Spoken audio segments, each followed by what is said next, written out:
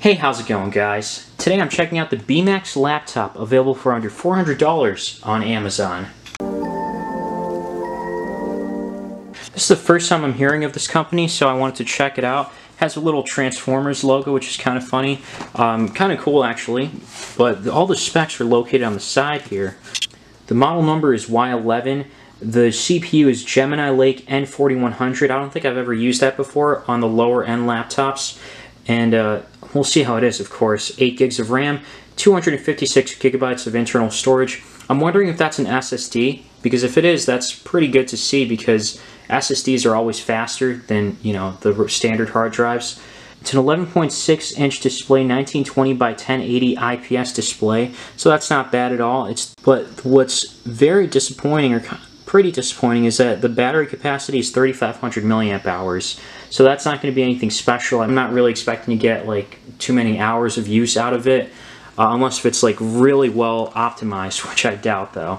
Inside the box, you get 2 other boxes with the laptop, and then these must be like the cables. And to apologize about the lighting here, I'm going to try to do my best. This is a converter for like UK, I believe, US converter. Then there's another converter, I'm not sure exactly which one this is for, the wall outlet itself, and then a micro USB to USB like adapter. And it looks like the charge type is USB Type C. And a kind of thank you for your purchase card. The user guide is right here.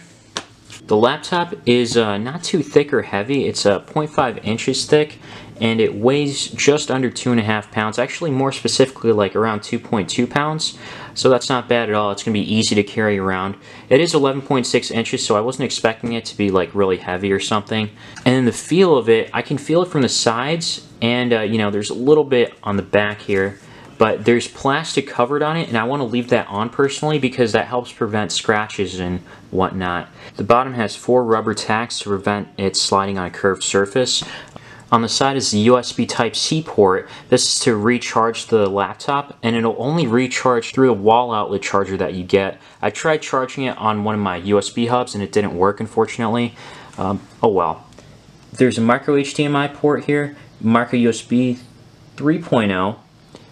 And then there is an LED indicator to show when it's charging.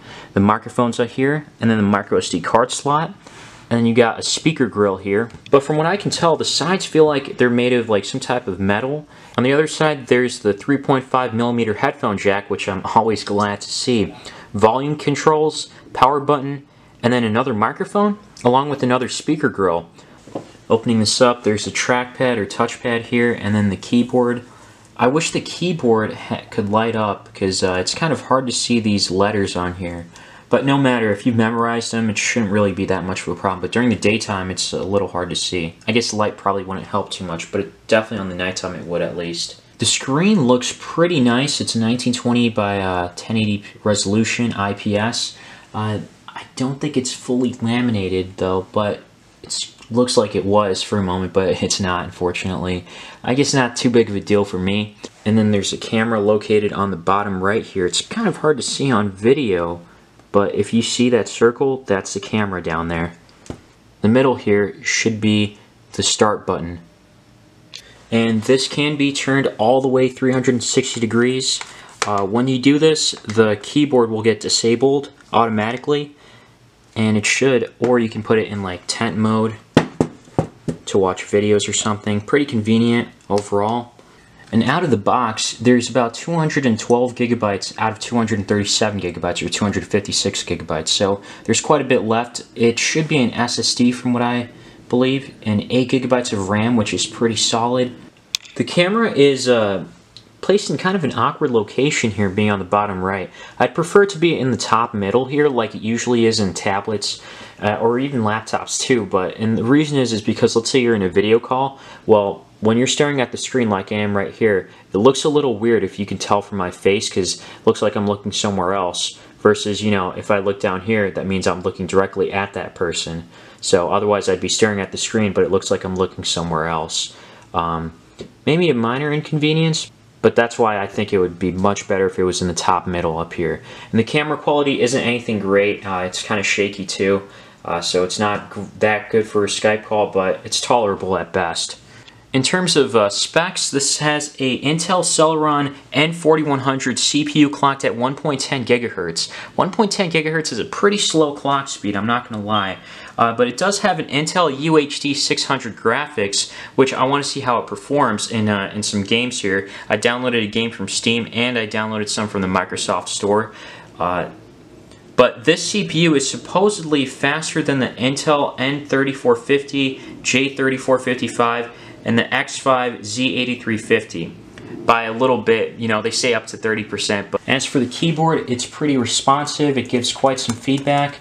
Yeah, no complaints in that area. Same with the touchpad. And even the screen, it's really responsive. IPS screen with Android O. Full laminated display, which is so the video or the speakers are just awful. Probably one of the worst I've ever heard in a laptop, and that's because they're pretty tinny. I'm not sure if you were expecting much from the speakers or if that's a deal breaker for you, but just so you know, they're just not good at all. The good thing is the screen being 1920 by 1080 IPS screen. I was actually able to see this on the train. The screen itself, it wasn't like too dim or anything. It got relatively bright to use out or on the train, even though there's, you know, it's broad daylight out, but the sun didn't reflect on the screen, so I'm not sure if this would be usable outdoors in, you know, broad daylight, but a little brighter than like some other laptops I've used, so that's a good thing.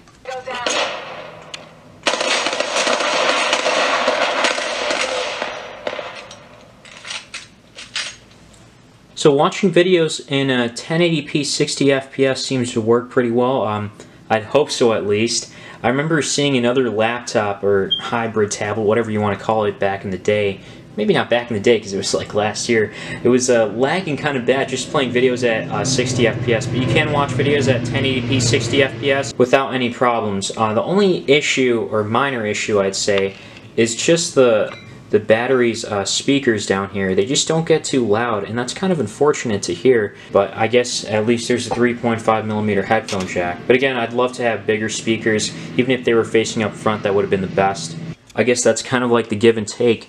Horrible speakers, but a great screen. So in general, Chrome just takes up quite a bit of RAM, but that's not a problem with this type of laptop that has 8 gigs of RAM.